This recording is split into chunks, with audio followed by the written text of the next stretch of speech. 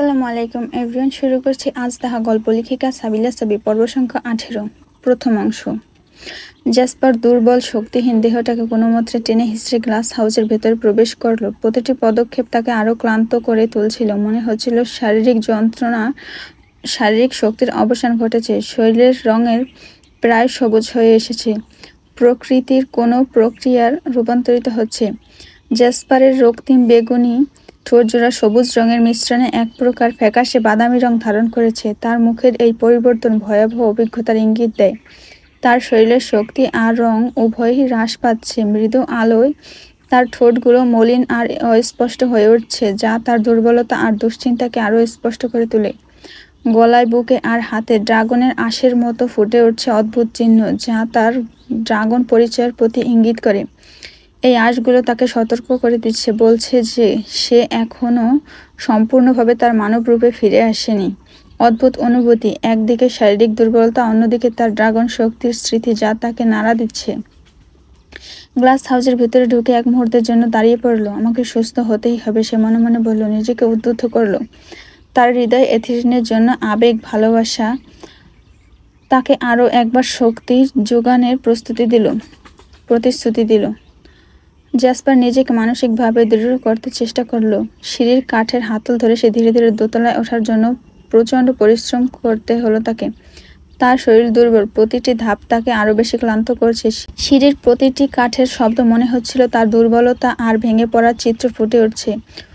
উপরে উঠে এসে সে এক পলক চারপাশে তাকালো। মনে হলো নিজের শারীরিক অবস্থার জন্য কিছু করা জরুরি প্রয়োজন। তার বোধগম্য হচ্ছে যে এই মুহূর্তে শরীরে বায়োকেমিক্যাল প্রয়োজন পড়বে, কিন্তু কেন? সে তো একবার মাত্র হিপনোটাইজ করেছে। এই প্রচণ্ড অসুস্থতা তার মনের গভীরে এখনো পরিষ্কার নেই। সে জানে পৃথিবীতে সার্ভাইভ করাটা এখন সত্যি কঠিন হয়ে উঠেছে। এছাড়া এই মুহূর্তে ভেনাসে ফিরে যাওয়ার চিন্তা মনে আসতে তার মনে গভীর উদ্বেগের দেখা দিল। ড্রাগন রূপে ধরা তো অসম্ভব, কারণ সে জানে সেই রূপের শক্তি আর ক্ষমতা এখন পুরোপুরি বিলীন। দৃষ্টির সামনে ভাসতে থাকা এই সমস্যাগুলোর মধ্যে জ্যাসপার ঠিক করতে পারছিল না কিভাবে সে তার অবস্থার পরিবর্তন ঘটাবে। তবে তার মনের অন্ধকারে একটি চিন্তা, যেভাবেই হোক তাকে পৃথিবীতে সার্ভাইভ করতে হবে। আর একটু হেঁটে নিজের কক্ষে যাওয়া তার পক্ষে সম্ভব ছিল না। দোতলায় পৌঁছাতে ফিওনার কক্ষের দিকে চোখ যায় তার। আপাতত সেখানে প্রবেশ করতে হবে। স্লাইডিং দরজাটি খুলে যায়। জ্যাসপার ঝুঁকে পড়ে ফিওনার কক্ষে প্রবেশ করে। তারপরে সে বিশাল ক্লান্তিতে কক্ষের মেঝেতে হুমড়ি খেয়ে পড়ে। তখন ফিওনা কাচের দেওয়াল থেকে বাইরের দৃশ্য দেখছিল। হঠাৎ স্লাইডিং দরজাটি মৃদু শব্দে পেছনে ফিরে তাকায়। ঠিক তখনই তার দৃষ্টির সামনে পড়ে যায় জ্যাসপার, আর এই মুহূর্তে কক্ষের সামনে অবচ্ছন্ন অবস্থায় মাটিতে পড়ে আছে। ফিওনার হৃদয়ে একটানে ঝাঁকুনি দিয়ে ওঠে। সে দ্রুততার সাথে জ্যাসপারের অবস্থা দেখার চেষ্টা করে। জ্যাসপারের শরীরের অবস্থা তার মনকে আতঙ্কিত করে তোলে। তার গা সবুজ, ঠোঁটগুলো রক্তিম বেগুনির সাথে মিশে ফ্যাকাশে বাদামি ধারণ করেছে। ফিওনার হৃদয়ে অজানা আতঙ্ক ভর করে। জ্যাসপারের রূপ রীতিমতো উভয় উদ্বেগ আর সবুজ রঙের দেহ, বাদামি ঠোঁট যেন এক অশুভ কিছুর ইঙ্গিত বহন করে। এই চরম অচেনা রূপ তার মনের গভীর এক অস্বস্তির সৃষ্টি করে। সে পা বাড়াতে সাহস পায় না, বরং এক ধরনের থমকে যাওয়া অনুভূতি তার প্রতিটি স্নায়ুকে গ্রাস করছে। ফিওনা এক পা সামনে এগোতে গিয়ে থেমে যায়। তার পেটে মনে হচ্ছে এক ভারী পাথর চেপে বসেছে। এটা কি হয়েছে? চিন্তার গভীরে গিয়ে মনে আসে। তার মনে ভয়ঙ্কর চিন্তা উকি দেয়। এরকম ভয়ঙ্কর রূপ কেন? এমনকি ভয়ে শ্বাস নিতে কষ্ট হচ্ছে। ফিওনার চোখে জল আসতে থাকে। সে ধীরে ধীরে জ্যাসপারের কাছে গিয়ে তার দিকে তাকায়, কিন্তু সাহসিকতার প্রত্যেক পদক্ষেপে তার অন্তরাত্মা এক অদ্ভুত দ্বিধায় রুদ্ধ হয়ে পড়ে। জ্যাসপার চোখ তুলে ফিওনার দিকে তাকায়। তার দৃষ্টি কিছু না বলা কথা উড়ানোর চেষ্টা করছে। তার সবুজ চোখ তখন কষ্টের ছায়া ফুটে ওঠে, যা তার যন্ত্রণার সাক্ষী। ধীরে ধীরে জীবনের সব শক্তি একত্রিত করে সে অস্থিরভাবে উঠতে চেষ্টা করে। পা দুটি আলতোভাবে মেঝের দিকে চলে আসে, কিন্তু শরীরের দুর্বলতা তাকে বশীভূত করে। অবশেষে জ্যাসপার বিছানার সামনে পৌঁছায় আর অত্যন্ত ধীর গতিতে শুয়ে পড়ে। বিছানার নরম ম্যাট্রেস তার জন্য প্রশান্তির আশ্রয়স্থল হয়ে ওঠে। কিন্তু তার মুখায়বের ক্ষোভ আর কষ্ট সে লুকাতে পারে না। মুখের বাঁক যখন অস্পষ্ট তখন তার ঠোঁটের মাঝে এক অদ্ভুত বোধ নিহিত থাকে। এই মেয়ে, জ্যাসপার নিঃসৃত এক গম্ভীর হাহাকার তুলে বলল। শব্দগুলো কষ্টের ভারে নুয়ে পড়ে। ফিওনার হৃদয়ে এক ঝড় শুরু হয়। জ্যাসপারের গাঢ় সবুজ দেহ, তার উপর এখনও ড্রাগনের আশের ছোঁয়া তাকে আরও ভীতিকর করে তুলছে। জ্যাসপারের মুখের ভাষা অসহায়ত্ব ধরা পড়ে, যা ফিওনার অন্তরে কিছু একটা অস্বস্তি জন্ম দেয়। তার মনের অন্দরে প্রতিধ্বনিত হয় এই মেয়ে শব্দটা। ফিওনা আতঙ্কে এক পা এগিয়ে এসে জ্যাসপারের রূপের ভীতি তাকে কিছুটা থমকে দেয়। আলবিরাকে ডাকো, জ্যাসপার অগ্নিঝরা কাঁপা কাঁপা কণ্ঠে নির্দেশ দেয়। ফিওনা কিছু একটা প্রশ্ন করার ভাবমূর্তি ফুটিয়ে তোলে, তবে এর আগে জ্যাসপারের সবুজ চোখজোড়া নিমেষে বন্ধ হয়ে যায়। এক মুহূর্তে সে পুরো পৃথিবী থেকে বিচ্ছিন্ন হয়ে গেল। ফিওনা দ্রুত কক্ষ থেকে বেরিয়ে এসে মুহূর্তের কণ্ঠের স্বর গিলে খাওয়ার চেষ্টা করল। তার হৃদয়ে আতঙ্কের স্রোত প্রবাহিত হতে লাগলো। মনে হচ্ছিল প্রতিটি মুহূর্তে অশুভ কিছু একটা ঘটতে পারে। আলবিরার কক্ষের দিকে এগোতে গিয়ে হঠাৎ সে তীক্ষ্ণ বোধ অনুভব করে। মনের গভীরে একটা ক্ষীণ স্বর তাকে বলছিল, এই মুহূর্তে সঠিক সিদ্ধান্ত নিতে হবে। না, এখান থেকে পালাতে হবে। সে সিদ্ধান্তে স্থির হয়ে লিভিং রুমের দিকে চলে আসে। লিভিং রুমের মূল দরজার দিকে গিয়ে ফিওনা তা খুলতে আপ্রাণ চেষ্টা করতে শুরু করে। দরজার উপরে তার হাতের স্পর্শ জমে থাকা ধুলোর প্রতি তার চোখ পড়ল। সেই ধুলো তার উদ্বেগের চিহ্ন। কতদিন সে এখানে আটকা ছিল। দরজাটি দুলতে শুরু করে। ফিওনার হৃৎপিণ্ডের গতি বাড়তে লাগলো। মনে হচ্ছে সৃষ্টির প্রতিটি কোণে অদ্ভুত সংকট ঘনীভূত হচ্ছে। তার পায়ের তলার মেঝে ভারী হয়ে উঠছে, আর সে নিজেকে এক খাঁচায় আবদ্ধ মনে করল। দ্রুত সে দরজার হাতল টেনে ধরল, কিন্তু এটা যেন তাকে বিরোধিতা করছে। সে জানে জ্যাসপারের সঙ্গে অস্বাভাবিক কিছু ঘটছে, আর এটাই সুযোগ পালানোর। কিন্তু ফিওনা পুনরায় ব্যর্থ হলো। দরজাটি এক নিষ্ঠুর প্রতিবন্ধকতার মতো তার সামনে দাঁড়িয়ে রইল। হতাশায় শীতল হয়ে যাওয়া তার শরীর বয়ে গেল। মনে হলো সেই দরজা খুলতে পারা ছিল একেবারেই অসম্ভব। দৃষ্টি তখন দিগন্তে, কিন্তু মন মানসিকতা অন্ধকারের গভীরে ডুবে গেল। এই মুহূর্তে জ্যাসপারের বিষয়ে এক নতুন আতঙ্কর কাতর উঠে উঠল ফিওনার হৃদয়ে। যদি ওই ফায়ার মনস্টারটার কিছু হয়ে যায়, সে চিন্তিত ভাবে তাহলে সবাই মিলে আমাকেই দায়ী করবে। তারা মনে করবে নিশ্চয়ই আমি কিছু করেছি। অসহ্য দুশ্চিন্তার স্রোতে ভেসে চলছিল ফিওনা। সে নিজের ভেতরে এক প্রকার যুদ্ধ অনুভব করছিল। ঘরের চারপাশের আবহাওয়া তার সাথে প্রতারণা করছিল। প্রতিটা মুহূর্তে মনে হচ্ছিল অন্ধকারে লুকিয়ে থাকা প্রতিটি ছায়া তাকে লক্ষ্য করে হাসছে। ফিওনা পুনরায় কাঠের সিঁড়ি বেয়ে আলবিরার কক্ষের সামনে উপস্থিত হলো, তবে এখনও দরজা খোলা নেই, শুধু একটানা গ্লাসের দেয়াল। বিভ্রান্তির জালে আবদ্ধ হয়ে গ্লাসে টাচ করলো, আর সে ভাবতে লাগলো, এখন আমি কি করব। হঠাৎ আলবিরার কক্ষের স্লাইডিং দরজাটি এক চঞ্চল শব্দে খুলে গেল। ফিওনা বুঝতে পারলো তার দুশ্চিন্তা আর আতঙ্কের মধ্যে কিছুটা আশার আলো দেখা দিয়েছে। সে যখন দরজায় গিয়ে হাত দিয়েছে, তখনই কক্ষে আলবিরার কাছে সিগন্যাল পৌঁছেছে। এক মুহূর্তের মধ্যে সে দ্রুত আলবিরার কক্ষে প্রবেশ করে। আলবিরা তার কক্ষের প্রবেশদ্বারের পাশে দাঁড়িয়ে বিরক্তি নিয়ে বলল, এই মেয়ে, এত রাতে তুমি আমার কক্ষের সামনে কি করছো? তার কণ্ঠে উল্টো দিকে ঢোক বাজছিল। ফিওনা শ্বাস টেনে নিয়ে বলল, বলছিলাম যে আপনাদের প্রিন্স জ্যাসপার, তার যেন কি হয়েছে। তার চোখে উন্মাদনা আর আতঙ্ক স্পষ্ট ছিল, যেন সে কিছু হারানোর ভয়ে কাতর। কি? প্রিন্সের কি হয়েছে? আর উনি কোথায়? আলবিরার কণ্ঠে উদ্বেগের প্রতিধ্বনি ছিল, কিন্তু সেই উদ্বেগের মধ্যে এক ধরনের অবিশ্বাস ছিল। উনি আমার কক্ষে। ফিওনার কথাগুলো বলে স্থির হয়ে গেল। আলবিরা হঠাৎ করে দরজার দিক থেকে দৌড়ে বেরিয়ে গেল। সে দ্রুত থারিনিয়াসকে সিগন্যাল পাঠালো। থারিনিয়াসের সাড়া পাওয়ার আগেই ফিওনার আলবিরার পিছু পিছু ছুটতে লাগলো। আলবিরা আর থারিনিয়াস ফিওনার কক্ষে প্রবেশ করার মুহূর্তে তারা যেই দৃশ্যের সম্মুখীন হলো তা ছিল ভীতিকর। জ্যাসপার বিছানায় উবু হয়ে শুয়ে হাত পা ছড়িয়ে আছে। মনে হচ্ছে কোনো অদৃশ্য শক্তি তাকে দখল করে রেখেছে। তার মুখায়বে নিস্তেজ, আর শরীরের রং এখনো সবুজ, আর ঠোঁটজোড়া বাদামি মিশ্রণে ধূসর হয়ে আছে। এটা কি হয়েছে? থারিনিয়াসের কণ্ঠে উদ্বেগের ছাপে স্পষ্ট। সে দ্রুত জ্যাসপারকে সোজা করার জন্য এগিয়ে এলো। আলবিরা কিছু না বললেও তার চোখে উদ্বেগ আর সহানুভূতির চিহ্ন ছিল। হিপনোটাইজ করার ফলে এরকম হয়েছে, আলবিরা বলল। তার কণ্ঠে বিচলিত ভাব ছিল। আমাদের দ্রুত কিছু করতে হবে থারিনিয়াস। জ্যাসপারের শরীরের অবস্থা দেখে মনে হচ্ছিল সে কঠিন সংগ্রামের মধ্যে ছিল, যা তার অভ্যন্তরীণ শক্তির সীমা অতিক্রম করেছে। থারিনিয়াস জ্যাসপারের মাথা তুলতে সাহায্য করে, যাতে তার গলা সহজে নিঃশ্বাস নিতে পারে। আমরা এখন কি করব? আলবিরা আতঙ্কিত গলায় জিজ্ঞেস করে। মনে হচ্ছে প্রিন্সের শরীরে বায়োকেমিক্যালের ঘাটতি দেখা দিয়েছে, থারিনিয়াস উত্তর দিল। তবে আমাদের আগে নিশ্চিত হতে হবে কী কারণে এই অবস্থা।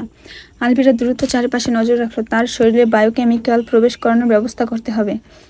জাসপারের নিথর শরীরের দিকে তাকিয়ে আলবিরা মনে মনে এক ধরনের দুশ্চিন্তা অনুভব করলো। সে জানে জাসপার তাদের জন্য কতটা গুরুত্বপূর্ণ, আর তাকে সুস্থ করতে না পারলে তাদের ভেনাসের সবাইকে এক কঠিন পরীক্ষার সম্মুখীন হতে হবে।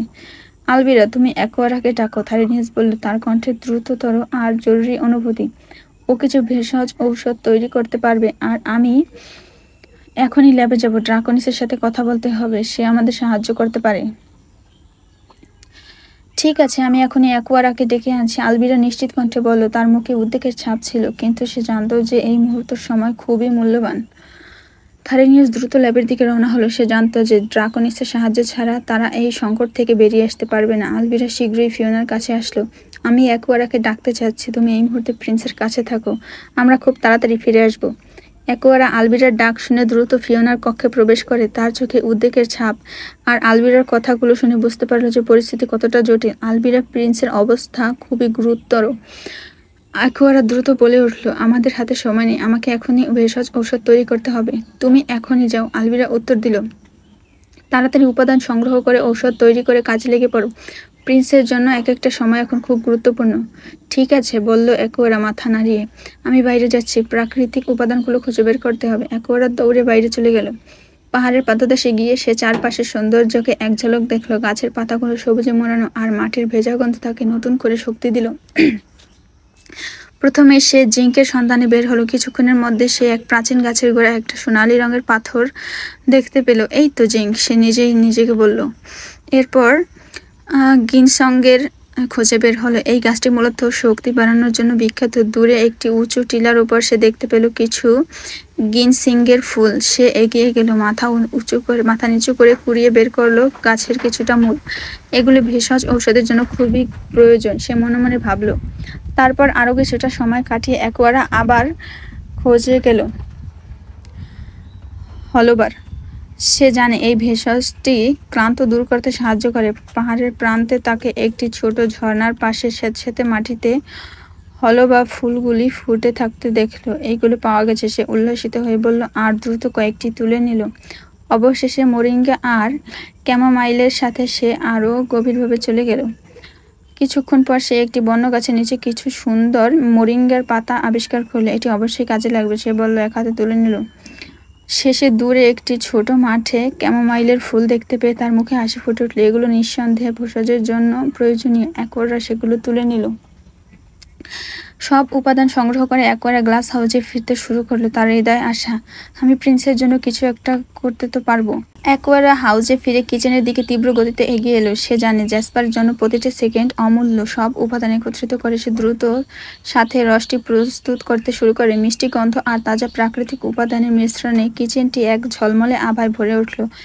একবারে কাচের বোতলে রসটি ঢেলে নিল। সে নিশ্চিত হলো যে সব কিছু সঠিকভাবে হয়েছে। অন্যদিকে থারিনিয়াস ড্রাকনিসের সঙ্গে ল্যাবে বসে কথা বলছিল। তার কণ্ঠে উদ্বেগ ছিল, আর সেই উদ্বেগের চিহ্ন ছিল তার চোখে গভীর। কিং, প্রিন্স অরিজিন অসুস্থ হয়ে গেছে, থারিনিয়াস বলল। গভীর শ্বাস নিয়ে সব ঘটনা খুলে বলল থারিনিয়াস। পরিস্থিতি খুবই খারাপ, জানালো ড্রাকনিসকে। ড্রাকনিসের মুখের অভিব্যক্তি মুহূর্তে পরিবর্তিত হলো, তার চোখে উদ্বেগের ছাপ। কি বলছো এইসব? আমার পুত্রের কি হয়েছে? প্রিন্সের শরীরে বিপর্যয় ঘটেছে, তাকে দ্রুত বায়োকেমিক্যালে প্রবেশ করাতে হবে, থারিনিয়াস ব্যাখ্যা করলো। তার কণ্ঠের তীব্রতা ছিল। কিন্তু কিং, সে ধীরে ধীরে বলল, ওই কেমিক্যাল পৃথিবীতে নেই, আমাদের দ্রুত কিছু করতে হবে। ড্রাকনিস এক মুহূর্তের জন্য চিন্তা করলো। অ্যাকোয়ারা প্রাকৃতিক উপাদানগুলো ব্যবহার করে ঔষধ তৈরি করেছে। থারিনিয়াস পুনরায় বলল, যদি ভেষজ উপাদানটি ঠিকঠাকভাবে কাজ করে তবে প্রিন্স হয়তো শরীরে কিছুটা সুস্থতা অনুভব করবে। ড্রাকনিসের হৃদয় এক অসহনীয় কষ্টের অনুভূতি হচ্ছিল। নিজের অন্য এক পুত্রকে বিপদ থেকে রক্ষা করতে গিয়ে কত কঠিন পরিস্থিতির সম্মুখীন হতে হলো জ্যাসপারের কল্পনাও করতে পারছে না। তার মনে হচ্ছিল জ্যাসপারের জীবনের জন্য এই মুহূর্তে প্রতিটি সেকেন্ড মূল্যবান। এসব কিছু আমার জন্য হচ্ছে, ড্রাকনিস বলল, তার গলা কাঁপছে। নিজের এক পুত্রকে বিপদ থেকে রক্ষা করতে গিয়ে অন্য এক পুত্রকে কত বড় বিপদের মুখে ঠেলে দিলাম। ওর ব্রেইনে ডোপামিন হরমোন নিষ্ক্রিয় না হওয়ার প্রভাবে এসব হচ্ছে। পৃথিবীতে সার্ভাইভ করতে এই হরমোন অত্যন্ত গুরুত্বপূর্ণ। থারিনিয়াস তার গুরুজনের উদ্বেগের গভীরতা বুঝতে পারল, আর দ্রুত উত্তর দিল, তাহলে কিং, এখন আমরা কি করব? ড্রাকোনিসের চোখে দৃঢ়তা ফুটে এলো। অ্যাকুয়ারা যদি প্রকৃতির উপাদানগুলো ব্যবহার করে কিছু সৃষ্টি করতে পারে, তবে আমাদের সেটা ফলাফলের অপেক্ষায় থাকতে হবে। যেভাবেই হোক আমার পুত্রকে ঠিক করো থারিনিয়াস, ড্রাকোনিস বলল হতাশার কণ্ঠে। অ্যাকুয়ারা দ্রুত তার প্রস্তুতকৃত ঔষধের বোতলটি নিয়ে ফিওনার কক্ষে প্রবেশ করে। তার চোখের মধ্যে হতাশার ছাপ স্পষ্ট। এটা না, অ্যাকুয়ারা বলল, বোতলটি আলবিরার দিকে বাড়িয়ে দিয়ে।